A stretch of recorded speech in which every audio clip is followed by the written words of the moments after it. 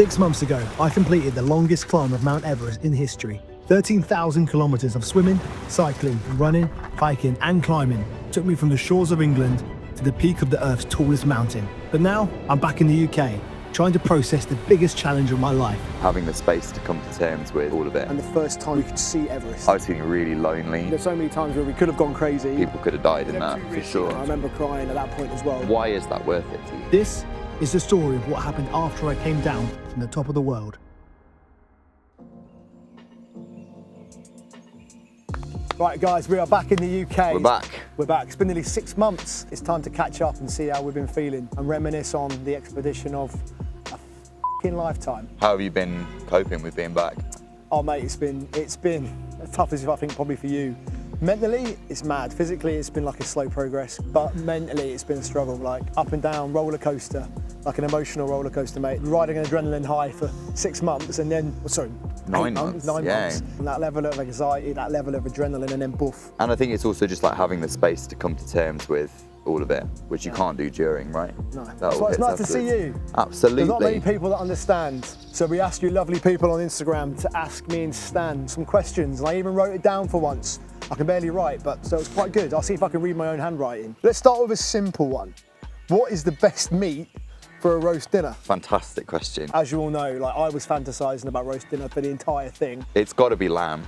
Yeah, all the way. I agree, 100%. Lamb is the best meat for a roast. Lamb is the far by best. Every time I've done an expedition, I've had one thing that I think about literally 24/7, and for this it was pub food. Yeah, like, me and you were the same. Gravy. We spoke about this all the time, didn't we? Steak and ale pie, short crust pastry, that was my main one. Okay, this is a good one. At what point was our relationship tested the most and why?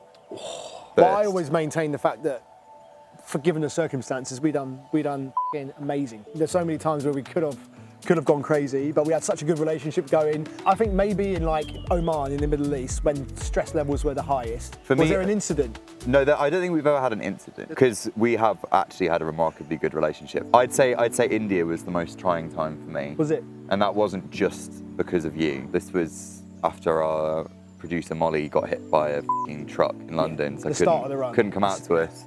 I was feeling really lonely. I think like there's always little things, right, that frustrate you about a person, and when the stress is higher, the little things grate you more, right? I battled him many times in my head, but I never did it in reality. No, yeah, exactly. I think the one thing that kept us together, that kept us sane, was whiskey.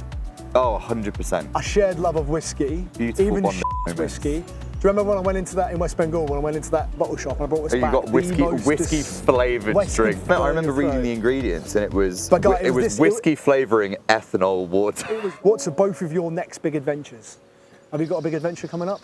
That one was asked about 5 times, so I have to ask you. Yeah, I'm sure you're the same, but I get asked this question all the time. What's next? And the answer is, and genuinely for me, this is just as daunting as anything else. I bet it's going to be the same question as me, same answer as me, go on it. Like trying to figure out how to exist in real life. For me, it's like the next big adventure literally is this. It's trying to establish something, trying to make a good difference, trying to actually do something and use this opportunity that we've kind of had to genuinely make a good difference. As much as being on expedition, it is harder, it's more taxing than normal life. It's also very simple. When you're on the road, you have one singular purpose. Singular purpose. You know, you've got your goal, you wake up, you know exactly what you're doing. Whereas in real life, there's a million different things pushing and pulling you in different directions. It's actually stressful, yeah. You wake up, you've got a goal, you have to do X amount of miles a day, and you have to eat and survive.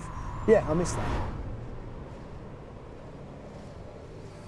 13,000 kilometers, 237 days, 19 countries. Staying connected on the hardest journey of my life was really tough at times. That's where Aerolo comes in, the amazing, easy-to-use eSIM that can be used in over 200 countries and regions, and it's 100% digital and waste-free. How does it work? Simply download the Aerolo app, choose your eSIM plan, and follow the simple steps to install and activate your new plan. No more awkward border crossings trying to find SIM cards. Aerolo covers over 200 countries and regions. So remember to purchase and install your eSIM before you take off, but you can only activate it when you land in your destination.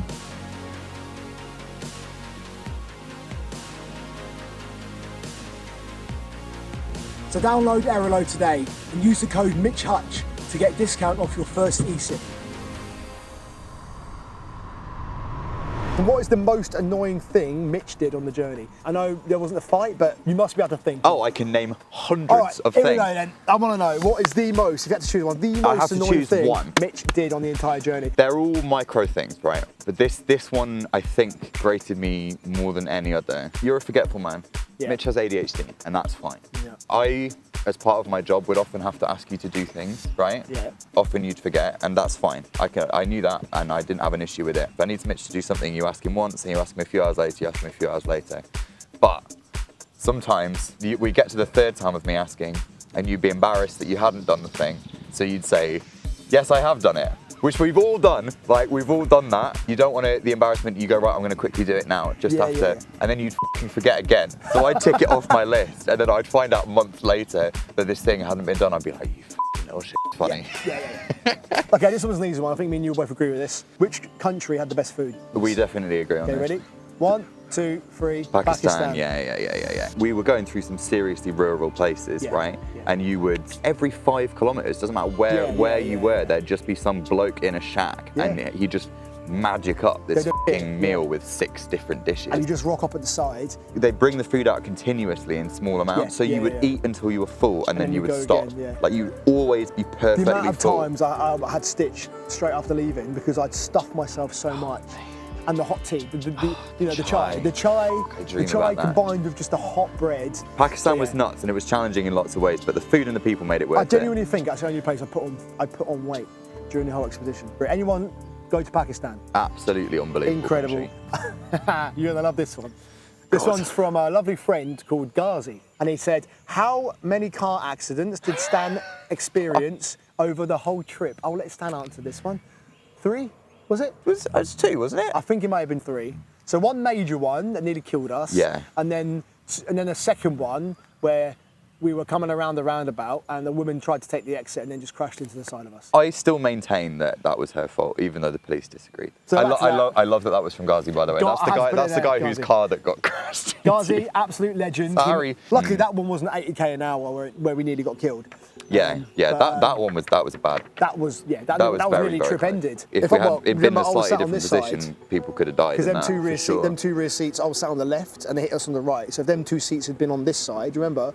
Where it hit us. Where we got hit was towards the rear of the vehicle, but that was only because I pulled forward slightly. Yeah, good instincts from Stan, to be fair. You didn't say about life. Yeah, I did but I also put you in that situation, so things are roundabout. It's weird how things happen. I don't know about you, but that was a rough one for me, because I wasn't shaken at all when it happened. No, but like long term that stayed with me quite a while. So I went for a walk to just cool off once we got back to the hotel that night, and I put on my Feel Good Happy playlist on Spotify. And for some reason God's Gonna Cut You Down by Johnny Cash and snuck onto the playlist. I was like, oh my God, is this a sign? But luckily he didn't. Nearly did a few times with me on the bike after that. But nothing too crazy. Where that sent me a little bit is because I've had lots of near-death experiences over this trip and my last expedition. It really just made me think, like, actually, is it worth it? Like, do I want to be putting myself in this situation? What do you think about that? I mean, I'm same as you. I mean, I think I'm not reckless, but at the same time, it's got to be calculated. Crossing this road now to go home, statistically, I'm just as likely as to get killed as what I am, going for most of these countries. It's a bit different when you put yourself in these situations, but I just think, do just have a little bit about you, do your research, and all we can do is mitigate risks. But like you are putting yourself in more danger than you would be if you weren't doing that. You are. Why is that worth it to you? There's a certain level of risk that I think people need to take to appreciate life. I struggled with that question for most of the trip after that. I eventually came to the conclusion that it is worth it because the added risk means that I can live a life that I want to live. It doesn't really matter how big the risk is. Risk versus reward, what you're getting out of taking that risk. For me, the rewards from going out and doing crazy expeditions, it far outweighs the risk. Far outweighs the actual risk, yeah. Calculated risks, guys. Everyone's different. Everyone's got their own definition of what it should be. Don't go out there and cliff jump when you've not looked that there's rocks underneath. Don't do anything reckless. But, getting a bit uncomfortable and just doing something just reminds you how precious life is, man. What mistake or problem that you encountered on the journey do you look back on most fondly? Ooh, I know, it's a really good question. That's a great question. I'm going to have to think about that for a minute. Let's talk about the van. Oh, Biggest God. mistake in the world, but we look I back do on look it back on it fondly. So we had to buy a banged up old school bus that my friend drove 17 hours to Budapest from London. We thought it was a good decision. It turned into the worst decision ever. We were hoping to drive all the way through the Middle East with it. So already we've spent, I don't know, 3 grand on getting this vehicle out to us. Money we did not have. Money we did not have. We had to leave it on the border of Iraq. And then we found out that it had, on its way to us, it had gone through the ULEZ zone without paying. And because it was such an old vehicle, the fine was £2,000. It got left in Turkey and we were like, we'll sort that out by the end. And then we realised, oh no, we actually can't sort it out when we're finished because we're not going to be done in time. We ended up having Alfie, the legend, Alfie Watts, who won the race across the world, to come on a mission to try and bring it back to the UK. So we paid for that. But he got halfway before being stopped by the police and the vehicle being seized and detained because he wasn't the registered keeper. Yeah, and then he got loads of fines. Which we then had to pay for again. To this day, I've never received the confirmation from the Turkish government, which I was meant to get, that that's been dealt with. So if I go back to Turkey, they may just fine me again. So we ended up spending 10 grand on that vehicle. 10 grand on the vehicle. I mean, but for about 2 months. In summary, that was our biggest mistake or problem, but we do look back on it fondly. Yeah, mostly. What does Stan's feet smell like? What do my feet smell like, Mitch? Mitch? Feet smell like? I can't put into words. How lovely they smell. Move on. We'll move on. I'll let you guys imagine. Are there any constants between Project Africa and Project Limitless? Were they more reactive and proactive? I think we're better equipped on this one because the places we were going were more, you could access information about them much better. Yeah, I guess going through all these countries in Africa, it really was just playing the lottery every single time. But I think it's always reactive with expeditions. Like put the work in to plan, to know what you're going to do in the situations that you can see happening. Yeah. And then from that point onwards, it is just like trying to pick the best route. Yeah, and I think the best advice both of us would give anyone that's wanting to do an expedition, big or small, is don't overthink the planning. And just start as well. Just start. Like starting. Because actually having to be reactive and proactive during the expedition is actually the funnest part. Final question for both of you. What was your most favourite moment? Of the whole trip? Of the whole trip. God damn. Mine was, I reckon, was the last day of Oman, the last day of the whole Arabic Peninsula. Even though there was so much uncertainty and everything, when we found that little sheltered cove in the middle of nowhere in the Turtle Beach, we rocked up and there was just 2 Omanis having a fire and drinking tea, and there was literally turtles nesting. That 2 hours when we went over and we sat with them and we just talked, that for me was probably my favourite point of the whole trip, because there was so much anxiety, but in them 2 hours, it was just gone. And we were in the moment. And that was so beautiful, because it was sort of reflective of our general experience, which is that on these trips, the best thing is the people, always. Yeah. And that's such a special thing to experience. And I think it's so important these days when there's so much division in the world, that like when you spend that much time living with different people from all sorts of walks of life, many of which you have wildly different worldviews to you. Completely different cultures. You'll sit down with them and you just realise after a while that basically 99% of human beings are f***ing good people. Yeah. Like you'll always be welcomed in by people.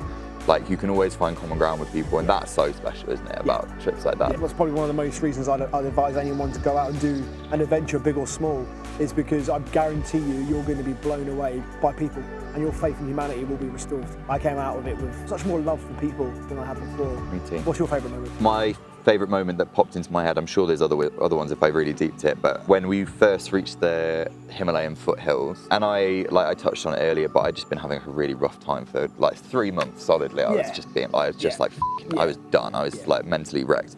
We stopped the car for me to have a piss, and I stood at the edge of this cliff and looked out at the foothills of the Himalaya, and it was so beautiful, like viscerally beautiful. I cried on the spot. And just all of these like kind of doubts, they dissolve in those moments, because those are moments you remember why you're there. Yeah, exactly. Those are the moments that make it worth it. Exact same kind of situation as the Oman beach thing, you know what I mean? Yeah. No matter what happens, what adventure does, you could be going through the worst time ever, but then you'll see something and instantly you'll realise why you realise it was all worth it. When we, after like 2 weeks of trekking, and the first time we opened up, we came out for coffee and we could see Everest. It was still 100 kilometres away, but in the morning sun, you could see Mount Everest. And I remember crying at that point as well, because I've been over 30,000 K by that point. And then to finally lay eyes 100k away, but laying eyes on Everest, knowing that you've come this way just off your own back. And I think this is true in life as well. It's like, generally speaking, life is loads of challenges, one after the other, and lots of stress, and it's really easy to get lost in that. And then you'll always just find these beautiful moments to make you go, okay, no, this is worth it. Like, what I've been doing, what I've got through to get here, it's all worth it for this. It, mate. And you can find that anywhere. Well, that is a beautiful way to finish.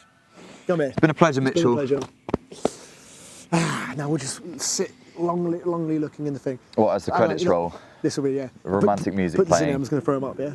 Yeah, go on. Wow, what gangster.